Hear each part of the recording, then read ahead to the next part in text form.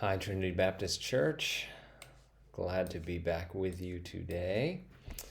One of the passages that has been on my mind this afternoon is from this book that we're reading together as a youth group, getting ready for youth nights. It's called God in the Pandemic by N.T. Wright. It just came out, last week or something like that. We're in the third chapter this week about what reading the Gospels teaches us about times like this, and I was really struck by his discussion of this man Jesus heals in John chapter 9. Even actually at the beginning, before Jesus heals the man who was born blind, people come to him in John 9, 1 through 3, and it says, as he passed by, Jesus saw a man blind from birth, and his disciples asked him, Rabbi, who sinned, this man or his parents, that he was born blind? Jesus answered, it was not that this man sinned or his parents, but that the works of God might be displayed in him.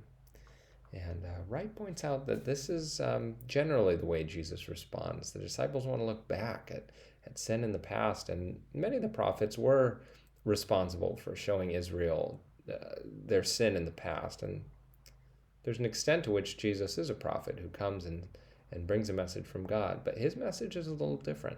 It's not so much about how did we get here, it's more about what is God going to do next. About this story in John 9, Wright comments, Jesus, in other words, doesn't look back to a hypothetical cause which would enable the onlookers to feel smug, that they had understood some inner cosmic moral mechanism, some sin that God had had to punish.